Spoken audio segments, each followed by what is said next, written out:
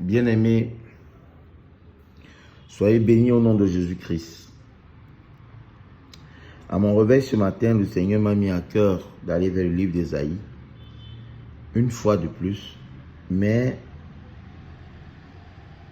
m'a fait des révélations qui ne sont pas étrangères, autant pour moi, à ce que nous traversons. Mais bien qu'elles étaient dans l'Ancien Testament et pendant l'époque d'Ésaïe, révèlent de ce qui se passe aujourd'hui. Alors, bien-aimés, je ne saurais commencer sans rendre grâce au Seigneur.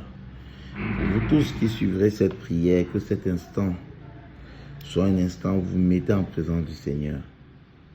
Prions-le. Père éternel, Dieu Tout-Puissant, toi qui consacres tous tes enfants, toi qui te révèles à travers tes Écritures, par ton Fils Jésus-Christ, tu nous as ôté du péché. Seigneur, nous nous repentons devant ta face et nous mettons devant toi nos péchés, nos tribulations, car nous ne sommes pas dignes de prononcer ton saint nom. Ô Père, accorde-nous ton pardon et que seul, uniquement par ton Fils Jésus-Christ, nous puissions parvenir à toi. Lui qui est mort sur la croix pour nos péchés, lui qui nous a tendu la main et qui nous a appelés à ouvrir notre porte afin qu'il entre. Seigneur Jésus-Christ, nous ouvrons notre porte en ce moment. Entre dans nos maisons. Que par ces propos, que ce soit toi qui entres en nous, car nos corps étant le temple du Seigneur, qu'aucun esprit qui n'est de toi ne puisse y résister en ton nom puissant. Seigneur Jésus-Christ, et par tes mérites, toi qui es mort sur la croix pour nos péchés, nous avons prié notre Dieu Tout-Puissant. Amen. Bon, sans toutefois tarder, je vais commencer par Ésaïe chapitre 1, où les choses sont contextualisées. Vous voyez que je mets la caméra sur les Écritures parce que la chose qui importe, ce n'est pas moi. Ce qui importe, ce sont les Écritures. À vous tous qui avez des Bibles, en ce moment, ouvrez les Écritures sur Ésaïe 1. Votre Bible sur Ésaïe 1. On va lire du verset 1 au verset 10 et on va voir le contexte dans lequel Ésaïe nous amène par ses révélations. Lui qui était oint, et on voit comment est-ce que l'Esprit Saint parle en lui. Alors, on va commencer, je lis de la part du Seigneur. Ésaïe 1. Prophétie d'Ésaïe, fils d'Amos, sur Juda et Jérusalem, au temps d'Osias, de Jotam, d'Ajaz, d'Ézéchias, roi de Juda. Cieux, écoutez, terre, près de l'oreille, car l'Éternel parle. Il précise car l'Éternel parle. Donc, ce n'est pas lui, Ésaïe, qui parle, mais c'est l'Éternel qui parle. J'ai nourri et élevé des enfants, mais ils se sont révoltés contre moi. On voit ici que le contexte, ce sont des enfants révoltés contre le Père, contre le Seigneur. Le Seigneur va jusqu'à présenter cette métaphore. Le bœuf connaît son possesseur et l'âne, la crèche de son maître. Israël ne connaît rien. Mon peuple n'a point d'intelligence. C'est-à-dire qu'on n'est même pas prêt à reconnaître notre Dieu comme étant le nôtre. Malheur à la nation pécheresse, au peuple chargé d'iniquité, à la race des méchants, aux enfants corrompus. Ils ont abandonné l'Éternel, ils ont méprisé le Saint d'Israël, ils se sont retirés en arrière. Alors là, le contexte est bien donné. Le peuple méchant, corrompu, a abandonné l'Éternel. Quel châtiment nouveau vous infligez?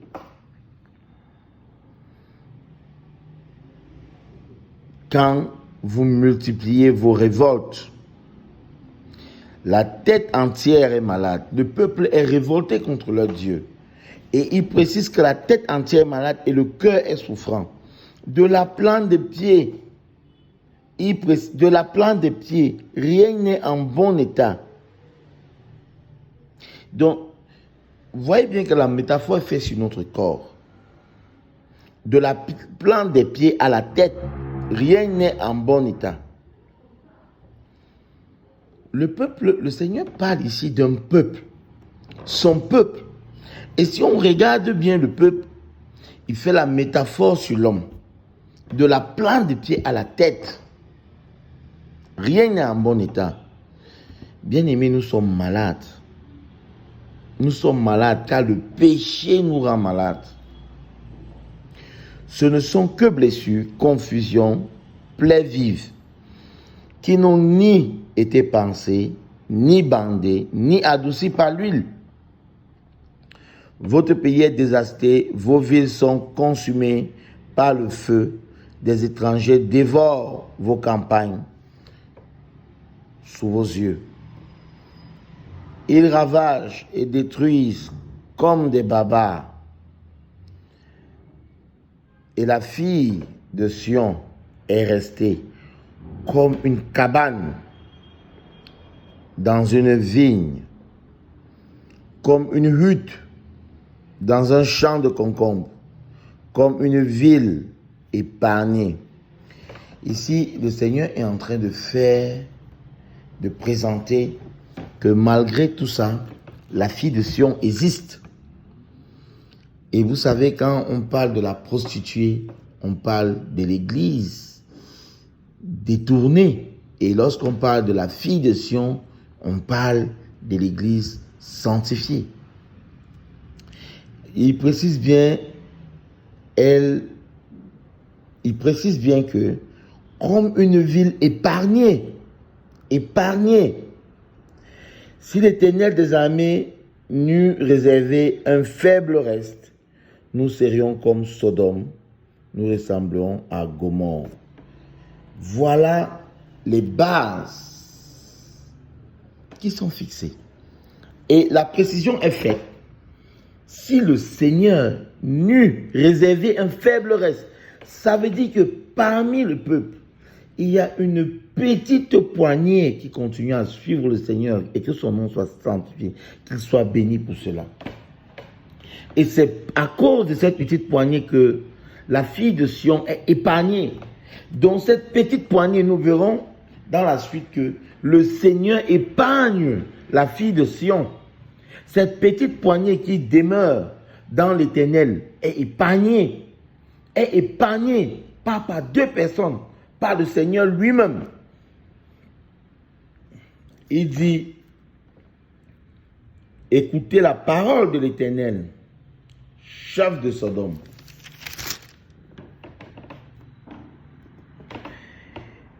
Prêtez l'oreille à la loi de notre Dieu, peuple de Gomorrhe. Je crois qu'ici les choses sont claires. On est ici à l'époque d'Ésaïe. On voit bien que Ésaïe compare la Juda à Sodome et Gomorrhe. Il dit bien, si on revient ici au verset 9,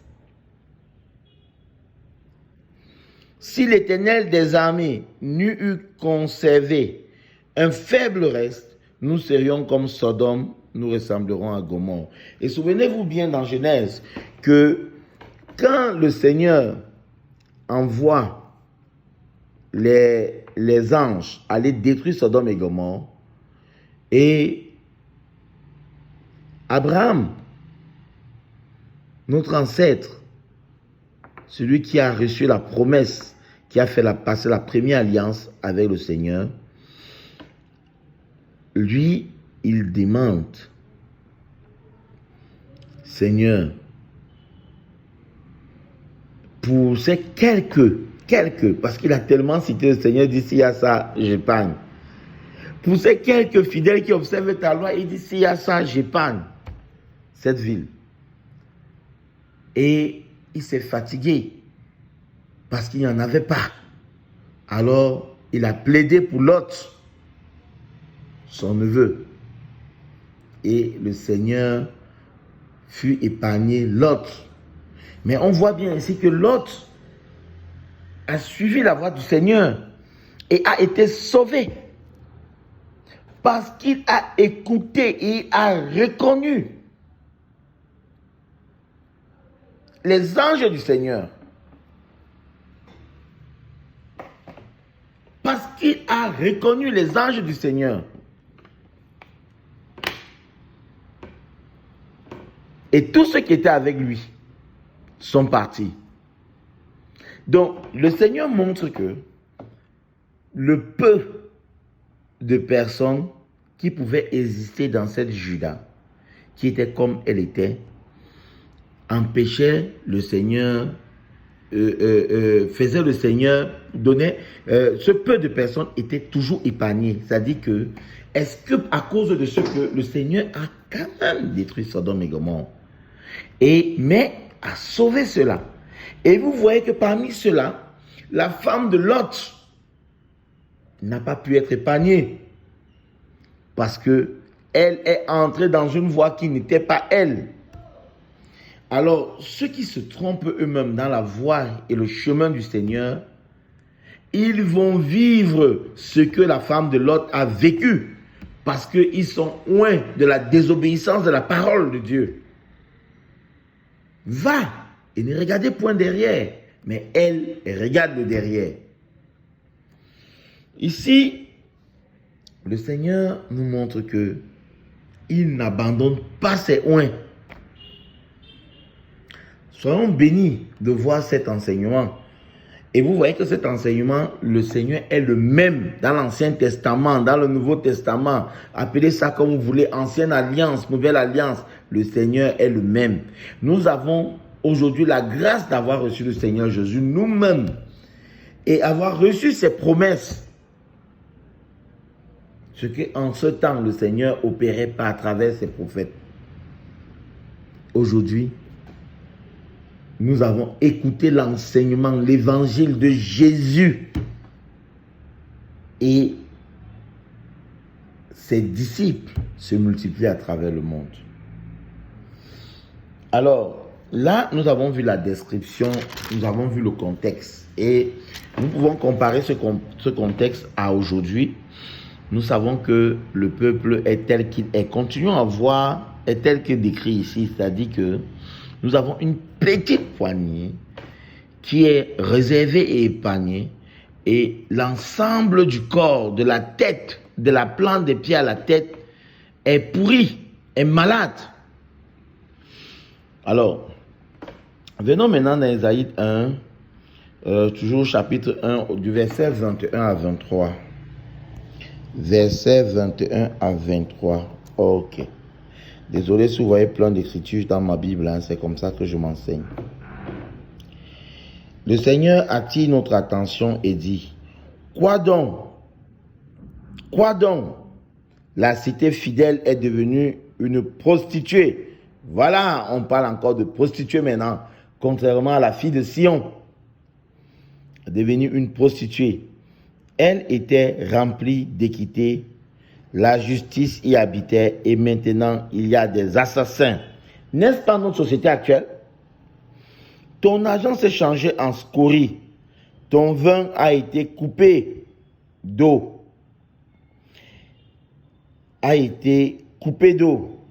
tes chefs sont rebelles, complices des voleurs.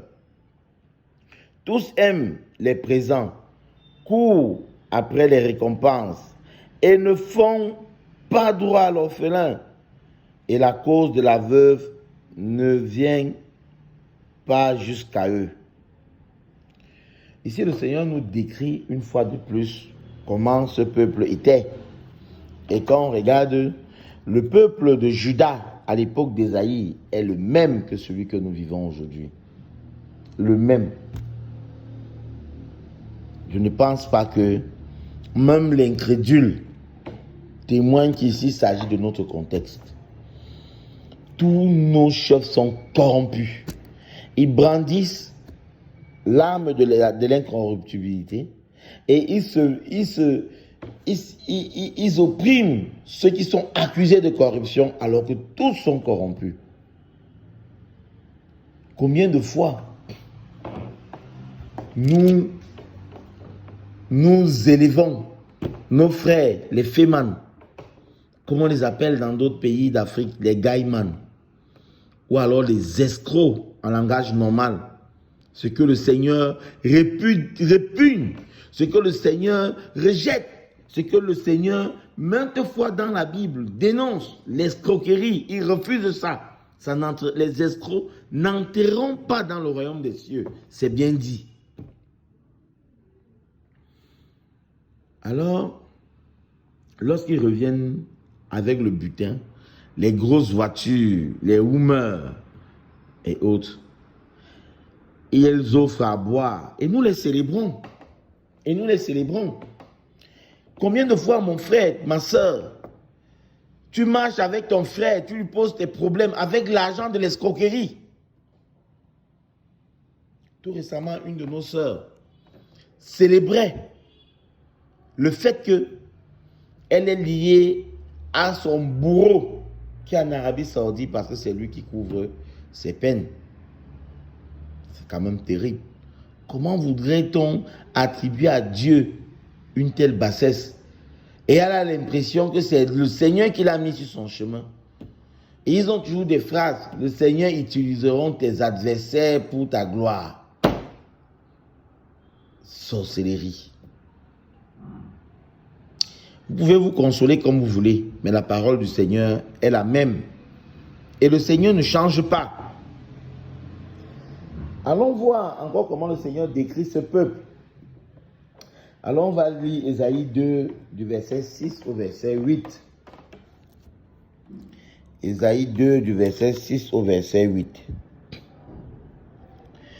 Il dit, car tu as abandonné ton peuple, la maison de Jacob,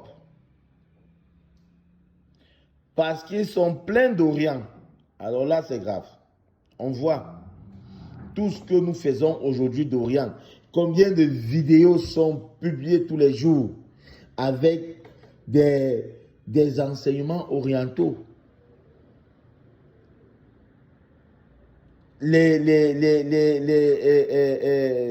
Comment on appelle encore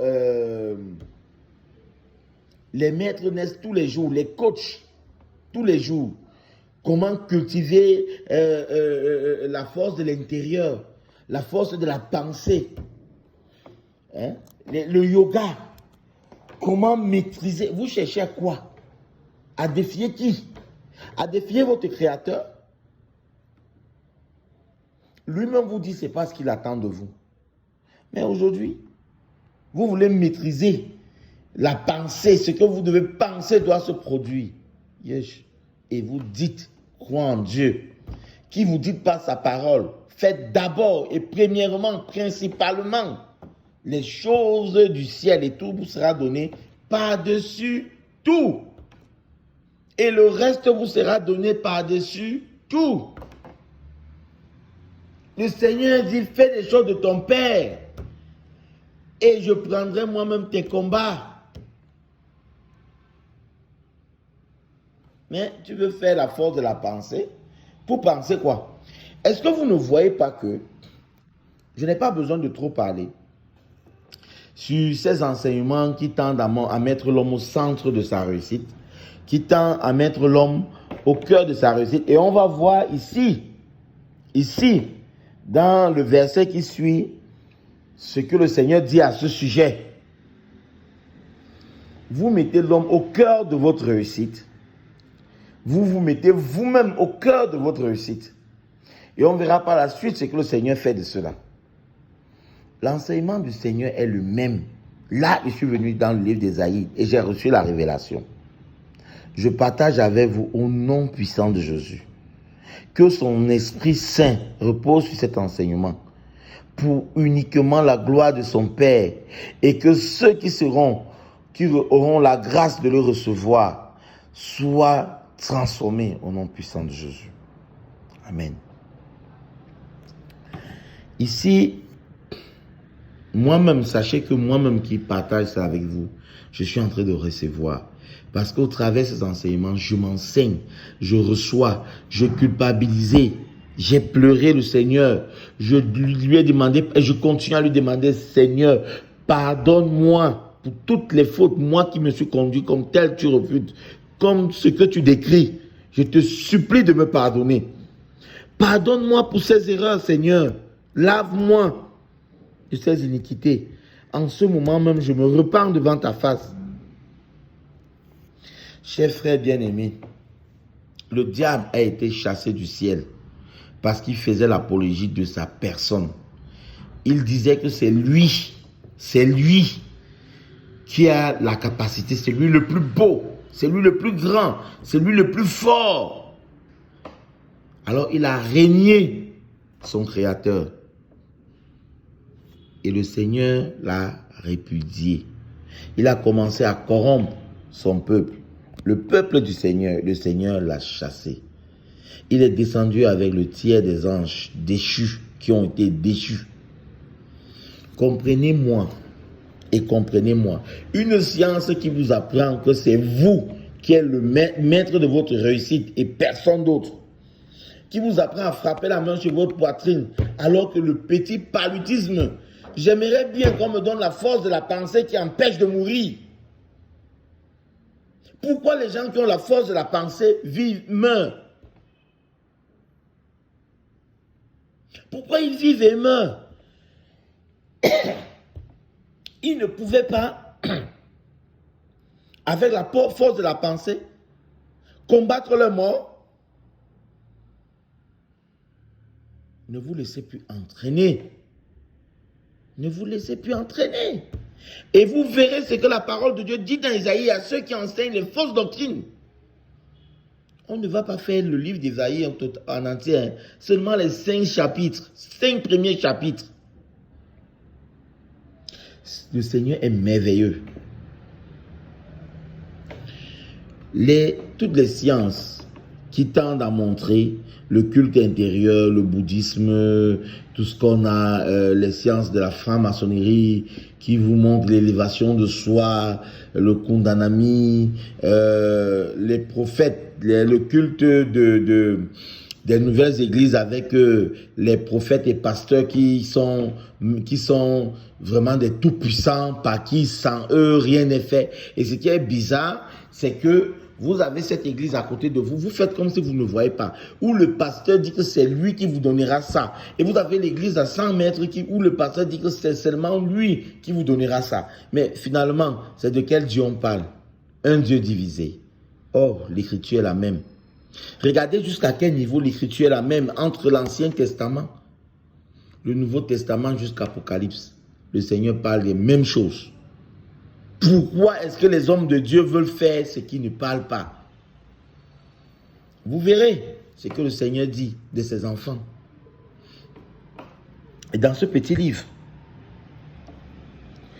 parce qu'ils ont plein d'Orient, parce qu'ils sont pleins de l'Orient, et adonnés à la magie, comprenez bien, adonnés à la magie, comme les Philistins, et parce qu'ils s'allient aux fils des étrangers. La magie est pleine dehors. Aujourd'hui, est-ce que vous vous rendez compte que même les versets... Il y a des gens qui disent... Il y a un frère qui enseigne régulièrement sur ça. Des frères, même pas seulement un. Sur le fait que les gens récitent comme des perroquets. Vous savez, le perroquet, quand on dit « je m'appelle », il dit « je m'appelle ». Il récite sans vouloir savoir même ce qu'il dit. Il ne sait même pas ce qu'il dit, mais il parle. « Bonjour, bonjour ». Ils récitent comme des perroquets certains psaumes parce que selon eux, ça délivre. Il y a même des brochures, comment prier avec les psaumes. Mes frères, le Seigneur seul délivre. Ces psaumes sont des prières qui ont été faites par quelqu'un qui mettait la volonté de Dieu devant sa face. Allez lire. Vous verrez comment le roi David s'est efforcé à suivre le chemin du Seigneur. Et la Bible dit qu'il a été juste devant la face du Seigneur. Vous vous élevez aujourd'hui. Vous venez. Vous commencez à réciter les psaumes. Comme ça. Ah, comme ça. Alors, beaucoup de pasteurs aujourd'hui se présentent comme exactement vos marabouts.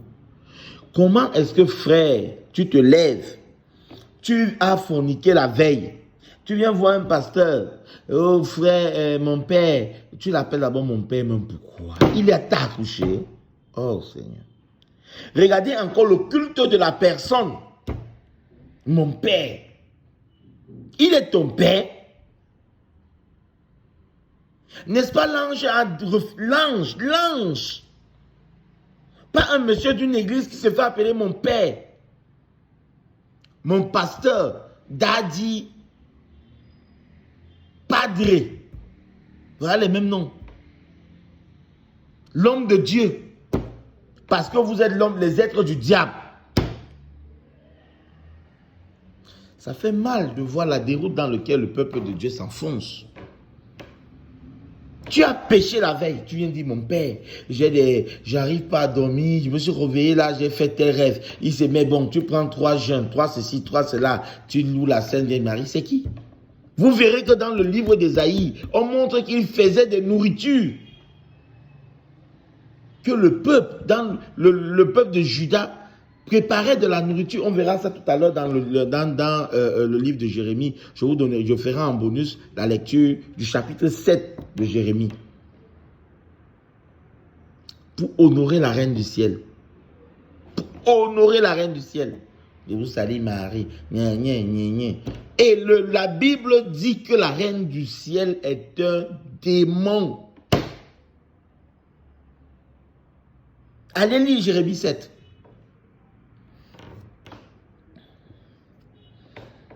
Et il dit, on continue. Le pays est rempli d'argent et d'or. Et il y a des trésors sans fin. Le pays est rempli de chevaux. Et il y a des chars sans nombre. Vous comprenez que Juda était dans une prospérité. Et vous comprenez que la prospérité n'est pas ce que le Seigneur regarde. Mon frère, ma soeur, le Seigneur peut te rendre prospère, mais il ne peut pas te rendre prospère si tu ne... Mais sache que si tu prends la prospérité de Dieu pour développer ton orgueil, tu quittes, tu l'éloignes de toi. Si tu prends la prospérité de Dieu pour faire les œuvres uniquement de sa gloire, alors tu seras l'instrument de sa voix. Voilà. Un peuple prospère, mais éloigné complètement. La Bible dit dans Ésaïe 1 que même l'âne connaît la crèche de son maître. Mais le peuple de Dieu ne connaît rien. Zéro intelligence.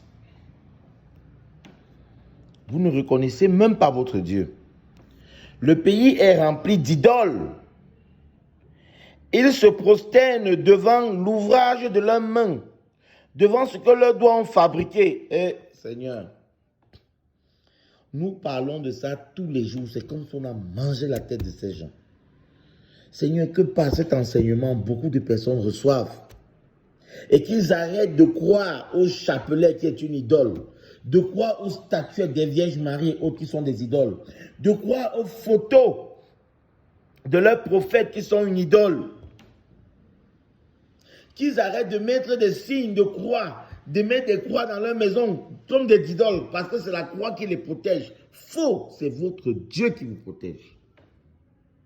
Qu'ils arrêtent de croire, de mettre toute leur foi à un pasteur, à un prêtre, venant se coucher devant lui.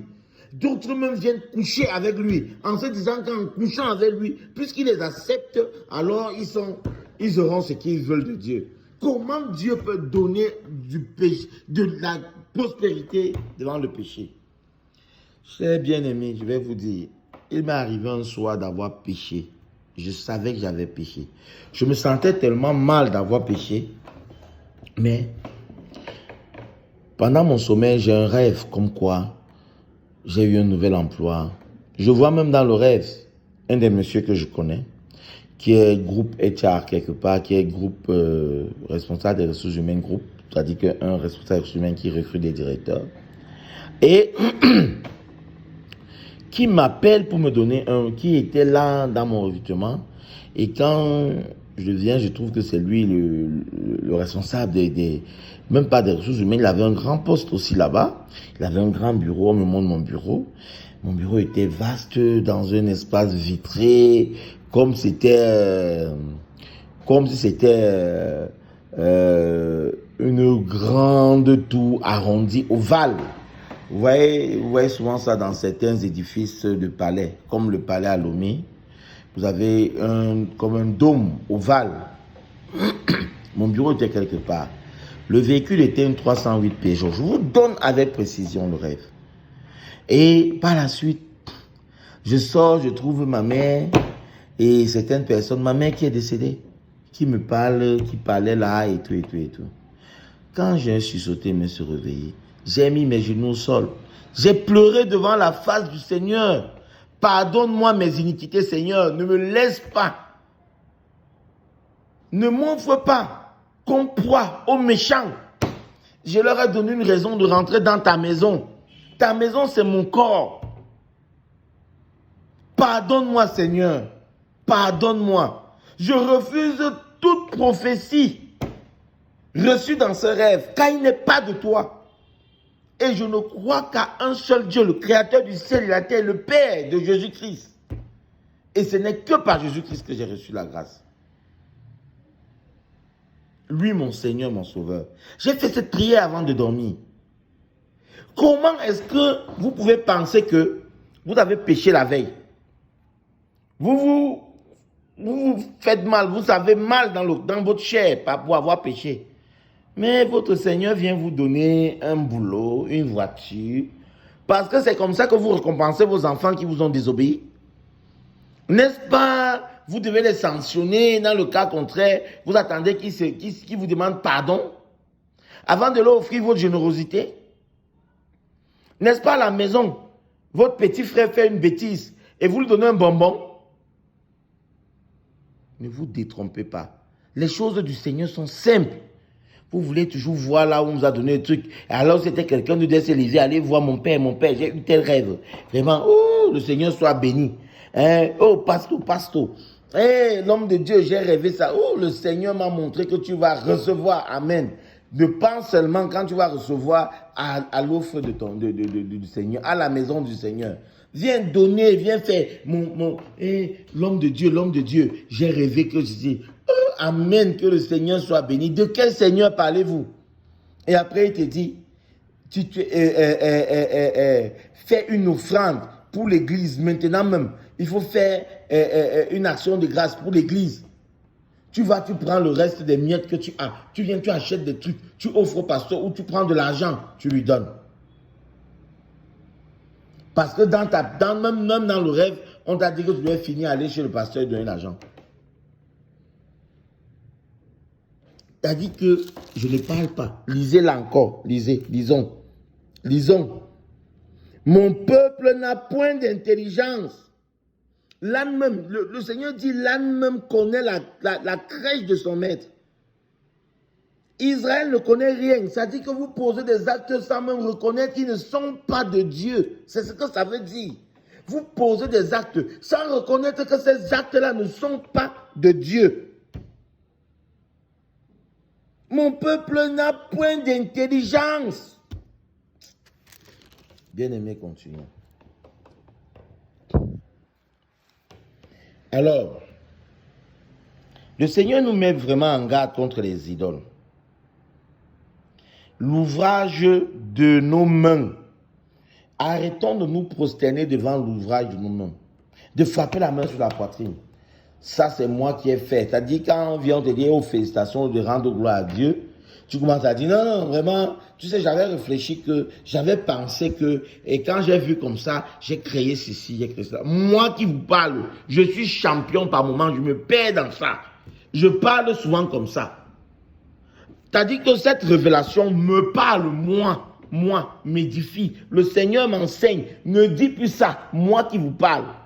Je ne vous parle pas parce que je suis bon. Je partage parce que le Seigneur dit, malheur à toi qui retiens captif la parole de Dieu. Chaque jour, il opère ma transformation. Je ne peux que le bénir et le rendre grâce. Le bénir et le rendre grâce pour tous les enfants du monde. De la fille de Sion qu'il cherche à épargner, qu'il a réservé. Pour tous ces enfants qui reçoivent. Sois béni, Seigneur. On précise bien, devant ce que leurs doigts ont fabriqué. Des gens entrent dans des synagogues, dans des trucs qu'ils appellent ça l'église. Continuons. Continuons. Là, attendez, hein, le Seigneur est formel. Là, je décrivais le peuple de Juda au temps d'Ésaïe. Je décrivais le peuple de Juda. C'est-à-dire que comment était le peuple de Juda au temps d'Ésaïe, pour que vous compreniez que je parle de nous aujourd'hui. Ce peuple était comme nous sommes aujourd'hui. Allons voir l'avertissement que le Seigneur nous donne dans Ésaïe 2, chapitre verset 22. Ésaïe 2, verset 22. Vous voyez, la caméra est sur la Bible parce que c'est la Sainte Écriture qui nous concerne. Ce n'est pas moi. Ne cherchez pas à savoir qui je suis. Pourquoi moi? Ne cherchez pas à identifier la voix, mais concentrez-vous sur les enseignements, afin que je ne sois point élevé, afin que personne ne puisse m'accorder le crédit que ce soit, afin que personne ne puisse croire que ce n'est que par moi qui peut recevoir. Non, c'est le Seigneur qui donne, rien que le Seigneur. Moi, je ne suis rien. Ce matin, moi-même comme vous, j'ai eu la grâce de recevoir. Et je partage pour que vous ayez la même grâce que moi de recevoir. Ce n'est pas que je suis quelqu'un qui vit tellement pur, qui est bien. Je ne suis pas saint. Je suis impur devant. Je ne suis même pas digne. À Isaïe, il y a eu la grâce que les séraphins ont jeté le lambeau flamboyant pour le purifier, pour extirper de lui tout le péché et tout ce que ses yeux ont vu et que ses pieds ont traversé. Tout ce que sa bouche, ses oreilles ont entendu et que sa bouche a prononcé. Moi, je suis impur. Et le Seigneur, c'est pourquoi le Seigneur me met cet enseignement-ci du livre d'Ésaïe, du 1er au 5e chapitre, à cœur à mon réveil. Qu'il soit béni, le Seigneur, qu'il est merveilleux. Allons lire, c'est que l'avertissement du Seigneur donne. Ésaïe, on est toujours au chapitre 2, au verset 22. Le Seigneur dit, « Cessez de vous confier en l'homme, dans les narines duquel il n'y a qu'un souffle.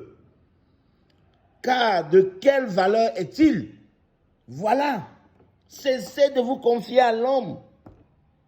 Cessez de vous battre la poitrine. Allez vous confier aux hommes. C'est un avertissement. Vous comprenez que ça ne commence pas d'aujourd'hui. La Juda vivait ça.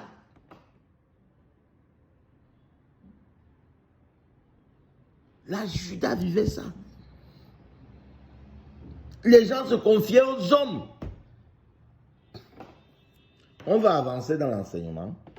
Et là maintenant, on va voir quelles sont les menaces que le Seigneur donne à ce peuple-là. À ce peuple des gens qui sont perdus. Le Seigneur leur donne des menaces. Et frères, je vous invite à prêter attention. Parce que, et je prie le Saint-Esprit de Dieu, d'œuvrer en ce moment, afin que ces menaces vous parlent, afin que de ces menaces vous soyez transformés, que son œuvre, que l'œuvre du Seigneur puisse se manifester dans vos vies. Recevez au nom puissant de Jésus. Allons voir ce que Ésaïe 1, du verset 11 à 15, montre. Vous voyez que je ne suis pas en train de lire le livre d'Ésaïe de façon chronologique. Parce que quand vous lisez, vous comprenez que vous arrivez devant, vous revenez derrière, c'est la même chose. Alors, je me suis amusé à regrouper. Mais Jérémie 7, on va le lire de façon chronologique. Je me suis amusé à regrouper et à montrer, à vous montrer comment, de façon un peu groupée, comment le Seigneur enseigne, comment il m'a parlé au travers de ces écritures.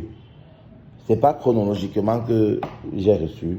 J'ai reçu et puis j'ai organisé ce que le Seigneur m'a mis à cœur en thème, pas parce que je l'ai voulu, mais parce que c'est comme ça qu'il m'a donné de le faire. D'ailleurs, je vais vous surprendre, je n'ai jamais fait ça. C'est la première fois que je me mette devant la Bible de cette façon et que je reçoive aussi bien. J'ai souvent reçu, mais chaque fois qu'il m'est venu à cœur d'enseigner ou bien de partager mes révélations, j'ai trouvé toujours quelque chose à faire et je me repens devant la face du Seigneur parce que je devais me mettre à sa volonté. Je ne me suis pas soumis et ce matin même, je devais aller à la prière avec des frères et quand j'ai reçu du Seigneur d'enseigner, j'ai regardé le temps puisque ça commence à 11h, il était 10h, qu'il fallait que j'aille à la prière et que je devais être en retard. D'ailleurs que des frères ont déjà attiré mon attention sur mon arrivée en retard à l'assemblée des frères. Donc, j'ai dû appeler pour m'excuser devant eux, même pas pour m'excuser parce que c'est en retard, mais pour les informer, parce qu'il faut bien parler, pour les informer du fait que le Seigneur m'a mis à cœur de faire quelque chose pour le nom de sa gloire et qu'ils ne soient pas surpris si je ne suis pas là. Je suis de cœur avec eux et je vais les rejoindre. Donc, quand je vais finir, je vais me presser à aller les rejoindre. Mais je vais d'abord faire la volonté du Seigneur. C'est pour vous dire que, je vous explique ça pour vous dire que le « que vous allez entendre tout le temps dit, ce n'est pas le jeu moi-même, mais c'est le jeu moi instrumentalisé par l'Esprit de Dieu. Parce que là, je vous dis encore, je n'ai jamais fait ça. Je me suis réveillé et j'ai eu à cœur de prier. C'est vrai que ça retentissait dans ma face, dans ma voix, dans mon cœur, une voix. L'enseignement d'Ésaïe ne faisait que retentir dans mon cœur toute cette semaine même d'ailleurs. Et aujourd'hui, comme un soldat, j'ai pris part au carnage pour la gloire de Dieu. Donc, comme je disais, venons voir ce que le Seigneur donne comme menace. Ésaïe 1, verset 11. Je vous invite au verset 11. Le Seigneur, après avoir dit « Prêtez l'oreille à la loi de notre Dieu, peuple de Gomorrhe », ça dit qu'il s'adresse à nous, et des impudiques, avec l'inceste qui est pratiqué actuellement dans le peuple, la pédophilie, l'homosexualité, les sacrifices humains, les porte-monnaies magiques, les filles aujourd'hui qui se vendent sur les plateformes sexuellement. Le sujet sexuel est devenu une grâce. Il faut aller apprendre les sciences du Kama Sutra pour montrer qu'on connaît trop. Aujourd'hui, on regarde un homme comme étant un champ de bataille, celui qu'on doit troubler la tête avec les gris-gris, avec des incantations, avec des œuvres vraiment impudiques et sales. Aujourd'hui, les femmes s'habillent parce qu'elles doivent séduire, elles cherchent le mari. Qui vous a dit que la femme cherche son mari? Non, c'est l'homme qui quittera son père et ira prendre sa femme. Alors vous resterez, priez votre Dieu, ne lui demandez même pas ça, faites ce qu'il vous a dit et il vous jugera digne d'aller vers un homme qu'il a réservé pour vous. Et cet homme viendra seul vers vous, apprendra à vous connaître selon les enseignements et n'aura même pas à trop chercher parce que il viendra avec des révélations du Seigneur, non seulement, et va vous voir pur. Dans chacun de vos actes, vous allez confirmer la parole de Dieu. Même quand vous allez le saluer, il verra la parole de Dieu en vous. Même quand vous allez agir, il verra la parole de Dieu en vous. Lorsqu'il va aller vers vos parents, il trouvera que la parole de Dieu existe dans votre maison. On peut regarder ce que le serviteur d'Abraham a eu à faire pour la femme de Ésaïe, Rebecca. Il est parti en disant « Seigneur, voilà les signes que je te demande. Que cette femme, pour le bien de mon maître, me soit mis devant ma face, sans que je n'ai à produire des efforts, mais parce que c'est celle que tu auras choisie. » Et cette femme est venue, elle a manifesté exactement les signes qu'il avait demandé, et elle a continué à ne poser que les actes qu'il avait demandé. La Bible va jusqu'à nous dire que quand elle vit Isaac à distance, et c'est voilà la face. Donc, vous voyez, elle dit, qui est-il, qui est cet homme? On dit, c'est le maître de mon maître, c'est le fils de mon maître, c'est mon maître, le fils de mon maître. Donc, vous devez comprendre que aujourd'hui, vous n'avez pas besoin de continuer à poser des actes parce que nous sommes à l'ère de Sodome et Gomorrhe. Donc, prêtez l'oreille à la loi de notre Dieu, peuple de Gomorrhe. Avant ça, le Seigneur dit écoutez la parole de l'Éternel, chef de Sodome. Vous voyez qu'on s'adresse à ces deux peuples, qui sont les peuples que nous connaissons maintenant. Voilà ce que le Seigneur donne comme menace. Qu'ai-je à faire de la multitude de vos sacrifices, dit l'Éternel? Je suis rassasié des holocaustes, des béliers, de la graisse des veaux. Je ne prends point plaisir au sang des taureaux et aux brebis, aux boucs, aux brebis et à des boucs. Le Seigneur dit ne prends point plaisir au sang des taureaux, aux brebis et aux boucs qu'on brûle. Il est fatigué des holocaustes. Il n'a rien à foutre avec les sacrifices. Parce que nous sommes dans les fortunités, nous sommes dans l'iniquité à volonté, parce que nous sommes rebelles de sa parole, parce que nous sommes ôtés de toute intelligence, parce qu'on ne reconnaît même plus notre maître. Le Seigneur dit, dans ses menaces, il nous dit clairement, je ne suis pas là, je n'ai rien. Disez encore, qu'ai-je à faire des multitudes de vos sacrifices? Et ça me permet de tirer un pan à certains peuples qui continuent à manifester des pratiques du vaudou avec des sacrifices de culte aux ancêtres, adorer les dieux des sirènes, dieux des eaux, dieux des forêts, les Mamiwata et autres, tout ça pour la gloire de Baphomet. Je vous dis, le Seigneur dit dans 2 Corinthiens chapitre 6, verset 15, quel lien y a-t-il entre Bélial et Jésus-Christ? Il n'y a pas de lien entre Bélial et Jésus-Christ. Pas de lien. Lisez 2 Corinthiens chapitre 6, du verset 14 à 18. Vous verrez la richesse de cet enseignement. Le Seigneur dit notre corps est le temple du Seigneur. Mais qu'est-ce qu'on fait de notre corps? On met des tatouages, on met des piercings, on perce l'oreille, on perce la langue, on perce le nombril.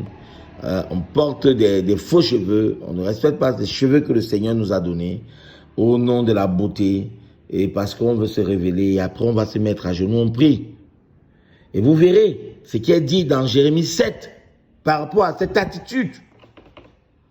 Frère, le Seigneur continue, il dit quand vous venez vous présenter devant moi, qui vous a donné, qui vous demande de souiller mes parvis.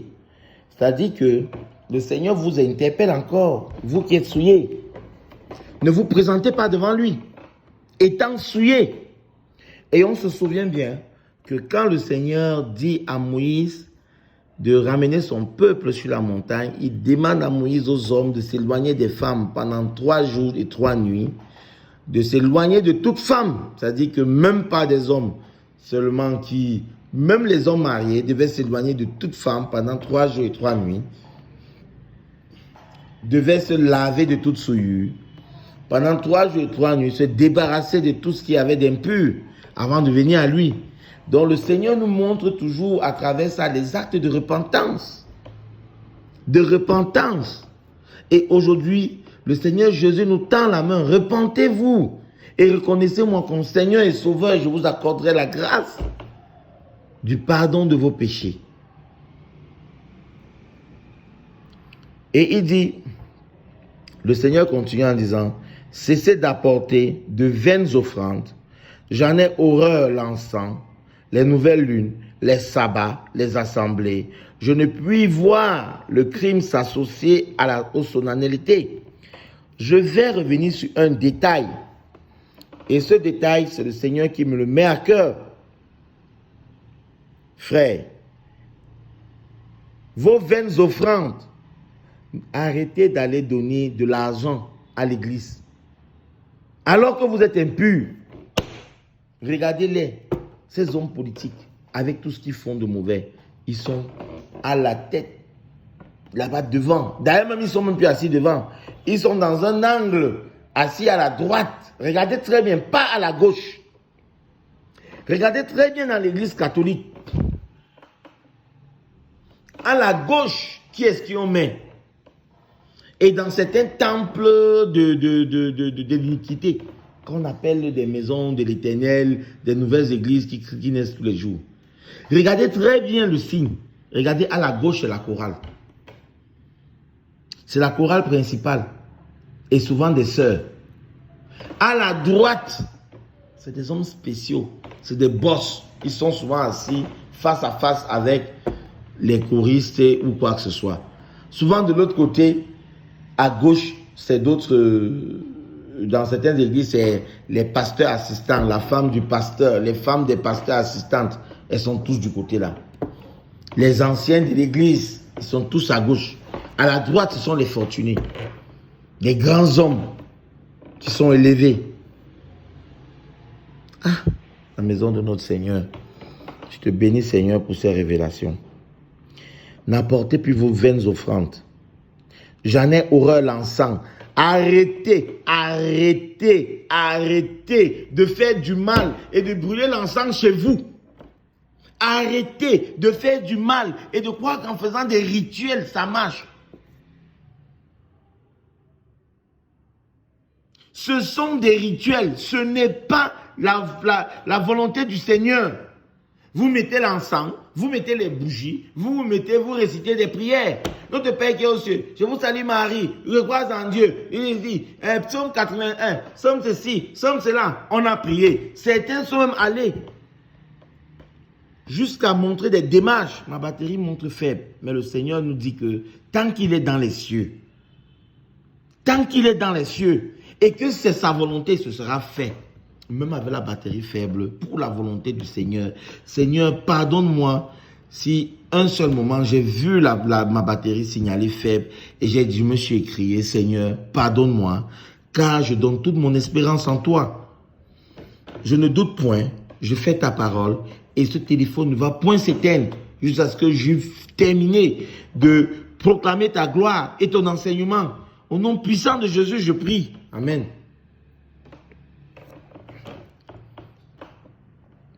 La parole dit, cessez d'apporter de veine. J'en ai horreur de l'encens. Cessez de faire des rituels chez vous. Vous brûlez l'encens, vous mettez les bougies, vous faites des histoires, vous vous déchaussez, vous mettez à genoux, d'autres devant le tapis, d'autres devant une commode spéciale avec la statuette de Marie. On a vu tout à l'heure qu'il ne fallait pas adorer, se prosterner devant les idoles. D'autres avec... Ça, c'est des rituels. Vous ne vous rendez-vous pas compte que vous êtes en train de faire des rituels? Vous savez que ces rituels ouvrent la porte de quoi? De Dieu. Vous savez qui vous invoquez avec tous ces éléments. Vous savez les encens faits des mains d'hommes. Vous mettez comme ça là et vous êtes sûr que l'encens qu'on a fabriqué dans telle usine en Inde, vous ne savez pas que l'Inde est le premier producteur d'encens dans le monde? Le premier producteur d'encens dans le monde, même avant Jérusalem et tout ça là. C'est l'Inde. Le deuxième pays, c'est l'Asie, c'est la Chine. Allez voir. Allez chercher. Les parfums, je ne sais pas quoi.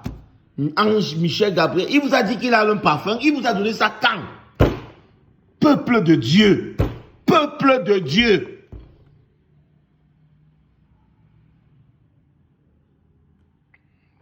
Et vous comprendrez pourquoi je dis peuple de Dieu.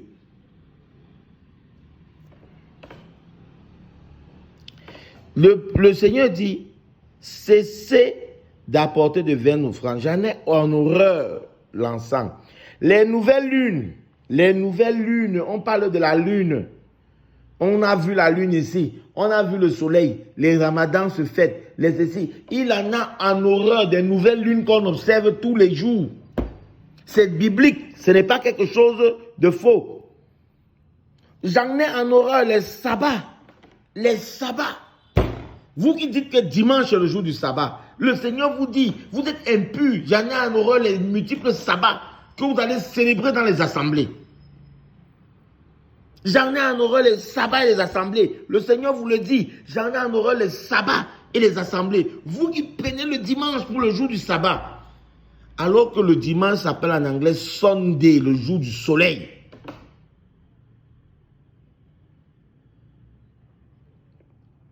Les assemblées. Il dit, je ne puis voir le crime s'associer à la solennité. À la solennité. Vous faites du mal. Vous venez vous mettre en groupe et vous chantez, vous priez. Vous connaissez là où vos voisins étaient la veille? Il dit dans sa parole, ne te mets pas sous un joug étranger. Même au-dessus, allez toujours 2 Corinthiens chapitre 6, vous allez un peu au-dessus, c'est-à-dire que verset 12, verset 13, vous verrez, ne te mets pas sous un joug étranger, frère. Quel lien y a-t-il entre le fidèle et l'infidèle? Quelle part le juste a dans avec le pécheur? Comment est-ce que quelqu'un peut être en même temps juste et pécheur, bon et mauvais? Si vous suivez vraiment le Seigneur et vous cherchez à mettre à cœur sa parole, à appliquer, à garder ses préceptes, vous verrez que vous ne pouvez pas être les deux à la fois. Car il va tout le temps vous rappeler au moment où vous voulez faire un forfait. Car attention. Continuons à passer, allez voir toujours dans ses menaces. Il dit, mon âme rêve aux nouvelles lunes. Il reprécise encore. Il reprécise, mon âme rêve aux nouvelles lunes et vos fêtes. Il reprécise que son âme rêve les nouvelles lunes et les fêtes. Les lunes qu'on continue à observer. Et elles me sont à charge. Je suis las de les supporter. Il est fatigué de supporter même ça.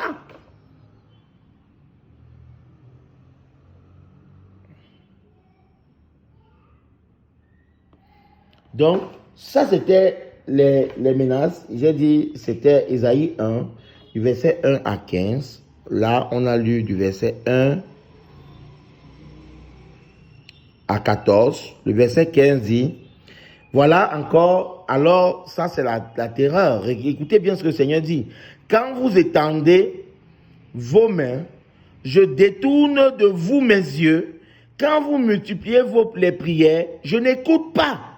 Vos mains sont pleines de sang, ou alors sont pleines de péché. Le Seigneur dit, je n'écoute pas vos prières. Passez le temps à dire que non, oh, toi, tu es qui? Tu crois que ce n'est que... Non, écoutez, il ne s'agit pas de quelqu'un. Il s'agit de chacun de nous. Ne péchons pas pour prier le Seigneur. Oui, on est fait de chair, mais allons nous répandre devant le Seigneur.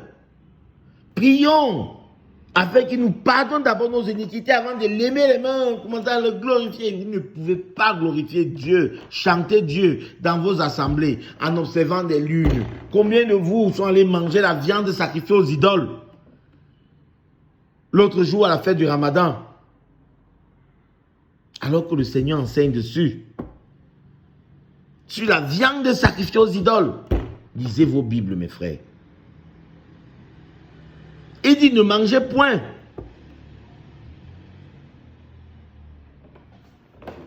Il dit, vous pouvez manger cette viande parce que vous ne croyez pas à ce Dieu.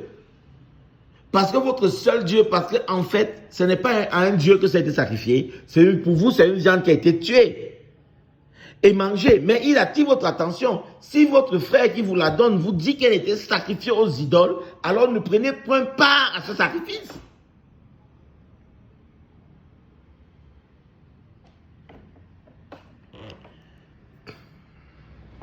Seigneur, sois béni. On va maintenant voir ce que Ésaïe, chapitre 1 toujours, au verset 20 nous donne comme menace. Verset 20, c'est où? Voilà le verset 20. Le Seigneur dit, mais si vous résistez et si vous êtes rebelles, vous serez dévorés par le glaive. Car la bouche de l'Éternel a parlé. Vous serez dévorés par le glaive, car la bouche de l'Éternel a parler. Mes frères et sœurs, patientez. Il m'est venu en esprit d'aller 1 minute. Donnez-moi 1 minute.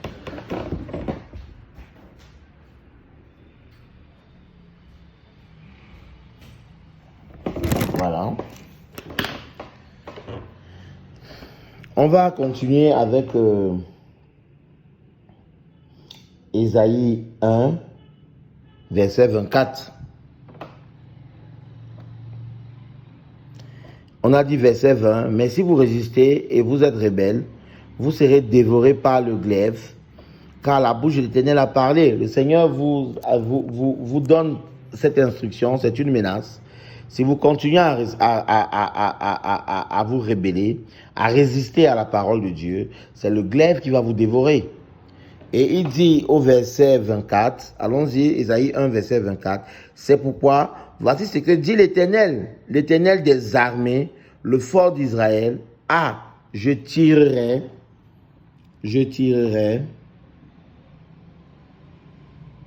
satisfaction de mes adversaires et je me vengerai de mes ennemis. Voilà une autre menace que le Seigneur donne, qui se vengerait de ses ennemis. Il tirerait satisfaction de tous ses adversaires, donc il va tirer satisfaction de vous. C'est pourquoi le Seigneur dit qu'il va continuer à vous garder fermé à sa parole, parce que vous résistez à sa parole, alors il vous gardera, car c'est ce qui est bon à votre cœur. Allons voir ce que le Seigneur nous enseigne dans Ésaïe 4, au verset 25. Ésaïe 4, verset 25. Au verset 25, l'Éternel dit, c'est pourquoi la colère de l'Éternel s'enflamme contre son peuple. Voyez, je mets bien son peuple. Vous voyez que je dis peuple de l'Éternel. Et vous allez comprendre pourquoi j'ai dit peuple de l'Éternel. Et vous allez comprendre que le Seigneur continue à vous appeler son peuple. Vous resterez son peuple, mais il va punir son peuple. C'est comme votre enfant qui vous désobéit, il reste votre enfant, mais vous punissez votre enfant. L'Éternel, c'est pourquoi la colère de l'Éternel s'enflamme contre son peuple. Il étend sa main sur lui et il le frappe. Je bénis l'Éternel aujourd'hui de se révéler à travers ses enseignements. Père, que tous ceux qui le reçoivent uniquement pour le nom de ta gloire, par Jésus-Christ et par ses mérites, j'ai prié. Amen. Les montagnes s'ébranlent et les cadavres sont comme des balayures au milieu des rues. Suivez bien. Ce matin, je voyais encore en Inde, qu'est-ce qui est en train de se passer avec la nouvelle version du Covid. Je ne suis même pas sûr. On a beau dire que le Covid a été créé par les hommes. Je ne suis pas sûr qu'ils arrivent à maîtriser ce qu'ils ont créé. Parce que le Seigneur nous a dit, aux rebelles, je crois que vous êtes en train de me voir venir. Le Seigneur parle. Je vous ramène ici à Ésaïe 1, verset 24. C'est pourquoi voici ce que dit l'Éternel des armées, le fort d'Israël. Je tirerai satisfaction de mes adversaires. Je me vengerai de mes ennemis. Vous comprenez? Ça veut dire que vous allez poser des actes en voulant poser des actes pour vos besoins, pour vos objectifs. Mais lui va tirer satisfaction. Vous allez poser des actes pour pousser tous les hommes à la dérive et le Seigneur va en tirer satisfaction. Le coronavirus qui est là, c'est ce que le Seigneur m'a mis dans l'esprit quand je lisais. C'est ce qui était merveilleux. Je vous ai dit, ce qui se passe n'est pas quelque chose d'ignoré. C'est quelque chose que vous vivez, que vous vivez actuellement. Il a été créé, mais de nouvelles formes continuent à se multiplier. Est-ce que c'est le Créateur qui crée ces nouvelles formes? Non. Vous répondrez avec moi. Elles se multiplient. Le virus prend des mutations. Alors là, le Seigneur dit satisfaction de ses adversaires. Il se venge de ses ennemis. Ouais. Continuons. Dans Ésaïe 4, verset 25, le Seigneur dit, C'est pourquoi la colère de l'Éternel s'enflamme contre son peuple. Il étend sa main sur lui et le frappe. Il étend sa main sur lui et le frappe. L'Éternel frappe qui? Son peuple. Les montagnes s'ébranlent et les cadavres sont comme les balayures au milieu des rues. Est-ce que vous n'avez pas vu cette dernière temps avec le Covid? Vous ne voyez pas que le monde est en train de vivre ça? Ici au Cameroun, les morts pilulent. Je vous assure, ça n'attire l'attention de personne. Les gens continuent à faire leurs bêtises jusqu'à ce que pour eux arrive. Je vous assure, vous êtes un groupe d'amis. À peine tu dis, mon père est décédé.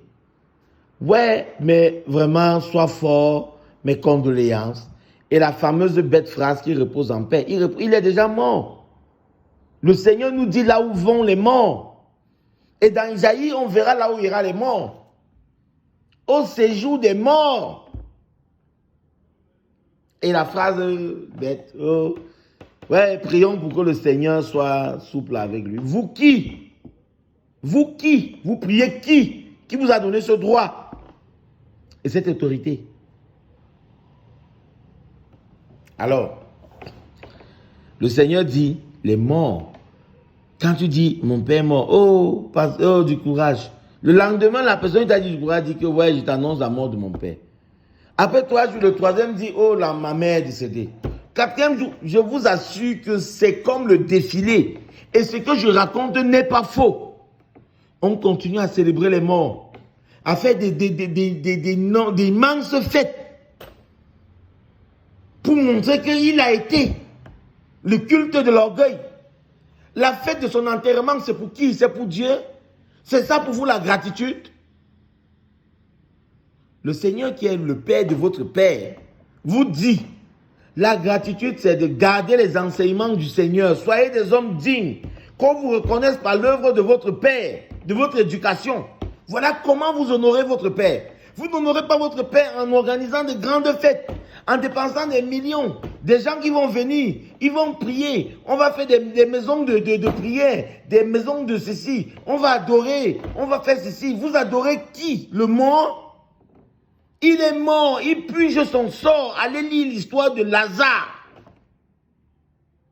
et du riche.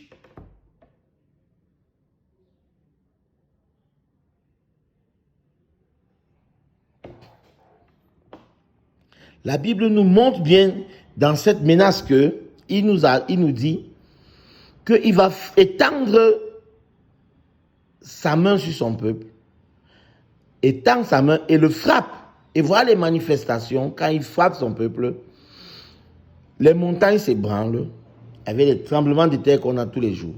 Les cadavres sont comme des balayures au milieu des rues. Malgré tout cela, sa colère ne s'apaise point et sa main est encore étendue. Est-ce que vous suivez? Je vous assure que quand moi je vois ça, ça me fait avoir peur. Peur pour moi et peur pour les miens. Peur parce que nous devons, c'est l'instant où nous devons rester éveillés. Nous devons veiller dans la prière. Nous devons nous éloigner à jamais du péché. Nous devons renoncer à la fornication, à la perversion, à l'adultère. Nous devons demander pardon à toutes les filles que nous avons abordées. Parce que nous les avons séduits. Appelons-les un à un et demandons-les pardon. Vous, moi, y compris. Vous qui écoutez, y compris. Demandez-leur de vous pardonner parce que vous les avez séduits.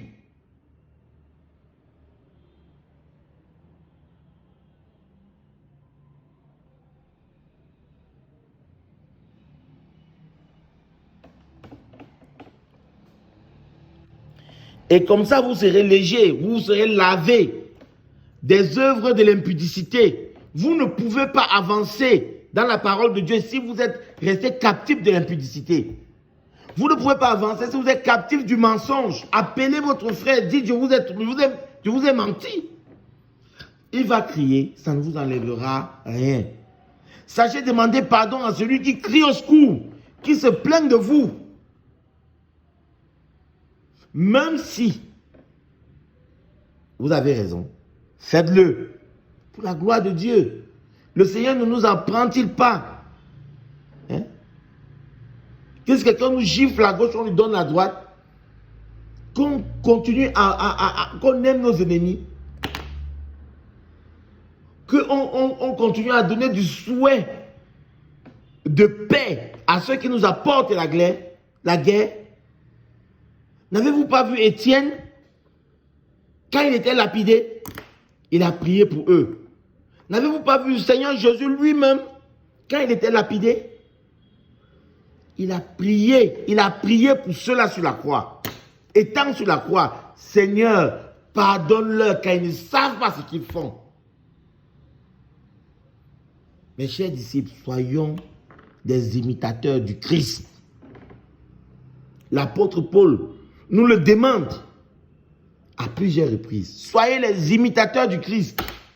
De quelle part, de quelle table aimerez-vous hériter? La table du Seigneur par Jésus-Christ. Alors soyez ses imitateurs.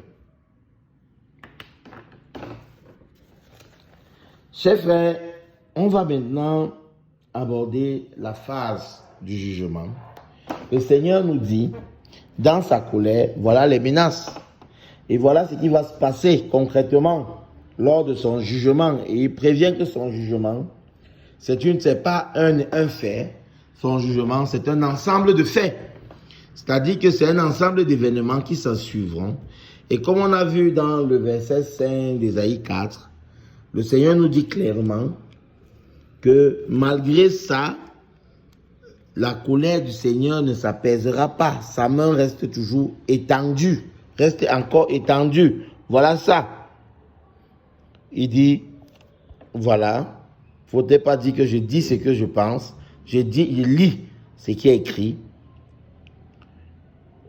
Il dit, malgré tout cela, sa colère ne s'apaise point et la main est encore étendue. En haut, il a dit, c'est pourquoi la colère de l'Éternel s'enflamme contre son peuple. Il étend sa main sur lui et le frappe.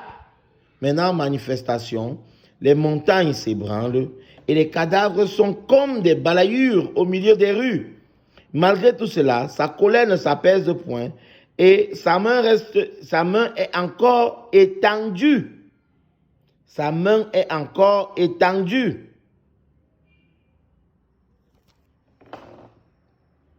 Donc maintenant, on va voir ce que le Seigneur promet comme jugement.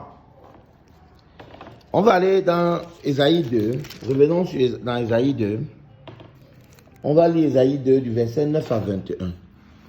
Vous allez voir que le jugement de l'Éternel ne s'apaise pas sur, si vous regardez bien, sur le peuple en général. Ça s'apaise sur les hommes et leurs attitudes en général. C'est la preuve que le Seigneur nous invite à nous parfaire l'intérieur par notre façon d'être juste et semblable à notre Christ. C'est pourquoi le Seigneur nous invite à la justice, à l'amour du prochain. Et on verra ça plus loin, toujours dans le livre d'Ésaïe. Donc, continuons. Dans le livre d'Ésaïe, on va lire du verset 9 au verset 21. Pardonne-moi, Seigneur, toi qui es dans les cieux, toi qui es vivant, des petites pensées passent à travers mon cœur et qui ne te rendent pas gloire. Je te demande pardon et je chasse tout esprit de corruption au fin fond de moi et je le lis. Car tu nous as dit dans ta parole, tout ce que vous liriez sur terre sera lié dans les cieux. Je le lis et je le fais au nom puissant de Jésus. En ton nom, Seigneur, tu me donnes l'autorisation de lier. Je lis et je les renvoie au fin fond de la mer. Maintenant, qu'il soit fait selon ta parole, car tu n'es ni né d'un homme, ni fils d'un homme. Pour mentir, Seigneur, toi tu es juste et fidèle. Et en toi, je tourne toute mon espérance. En ton nom puissant et par tes mérites, Seigneur Jésus-Christ, j'ai prié. Amen. Le verset 9. Je viens de prier parce que de faibles pensées sont passées et je les ai acquiescées sans m'en rendre compte. C'est toujours l'œuvre du malin. Il faut savoir à tout moment toujours demander pardon au Seigneur pour ses erreurs. Maintenant, dans le verset 9, le Seigneur dit, pardonne-moi Seigneur pour cette erreur. Les petits seront abattus. Voilà le jugement. Voilà comment la colère du Seigneur va se repartir, va continuer.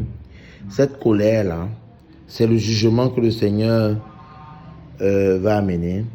Et ça sera le jour de l'Éternel. Vous allez comprendre que le jour de l'Éternel n'est pas un jour où on danse, on va chanter, on s'habille, comme les gens essaient de peindre le jour du sabbat, d'après eux qu'ils appellent dimanche. Dimanche, pour eux, c'est le jour du sabbat.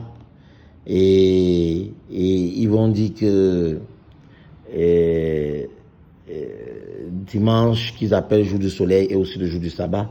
Vous comprenez que ce jour, si vous regardez très bien ce que vous faites ce jour, vous allez louer, vous allez chanter, vous allez danser. Et si vous regardez bien, vous louez, vous chantez, vous célébrez. Qui vous célébrez? Ce n'est pas Dieu. Parce que le Seigneur vous dit comment faire pour le célébrer. Il vous dit ce qu'il faut d'abord faire avant de venir vers lui. Et vous n'avez pas fait ça. Et vous êtes tous levés tous les jours. C'est le jour du sabbat pour vous. Vous chantez, vous célébrez. Vous êtes en train de célébrer le Sunday qui ne vous demande pas tout ça. Le Sunday qui est le Dieu soleil, le jour du soleil. Vous venez le célébrer en chantant, en dansant. Et vous êtes très contents. Vous prenez vos enfants, vous les emmenez partout, dans les synagogues. Et Jérémie 7 va nous dire ce que le Seigneur pense de ça.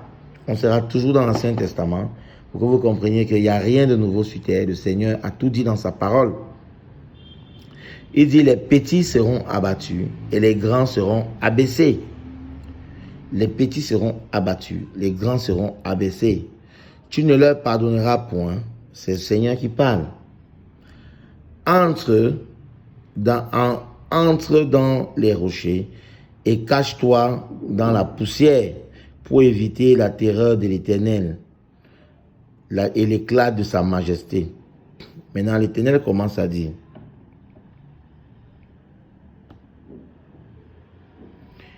L'Éternel commence à dire, l'homme au regard hautain sera abaissé.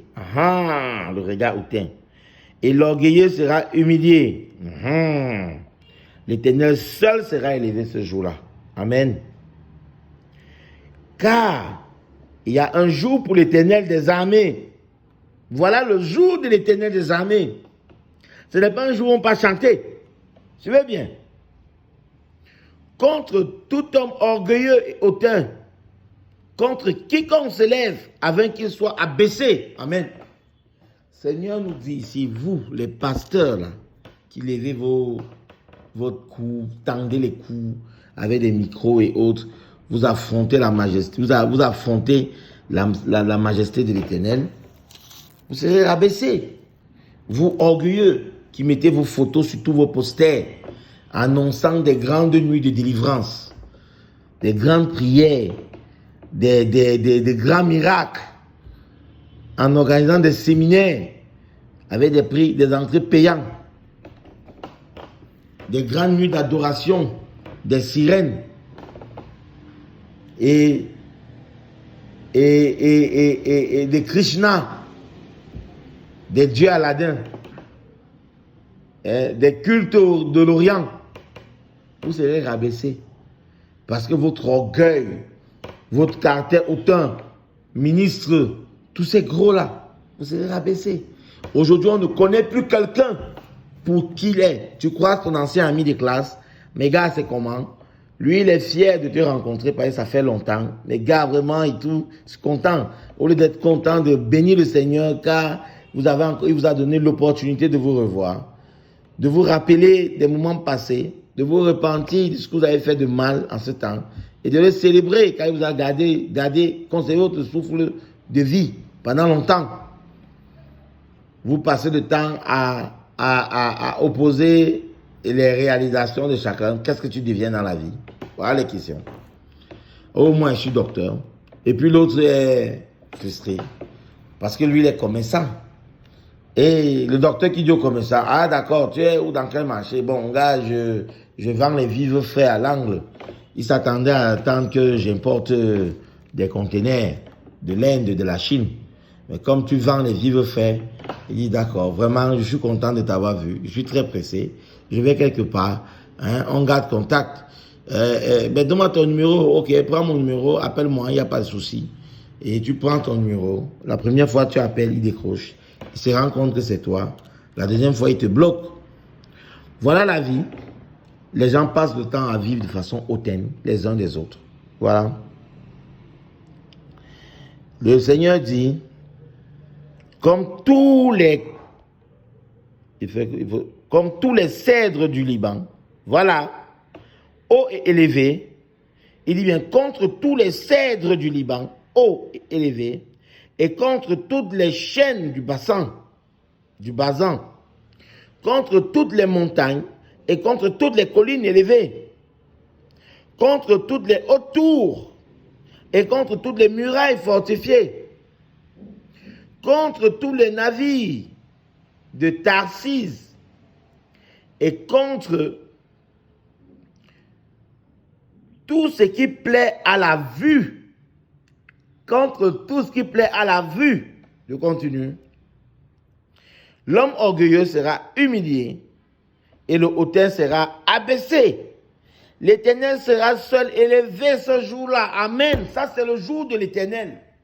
C'est le jour de l'Éternel. De quoi que vous avez... Je n'ai pas besoin de revenir sur ces mots parce que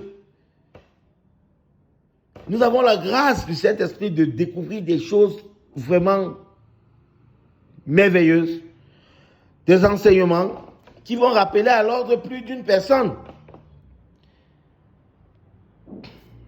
Et sachez-le, lorsque vous avancez dans la parole de Dieu et qu'une ancienne amie vous appelle ou vous écrit, souvenez-vous, c'est parce que vous êtes resté captif d'un péché d'impudicité.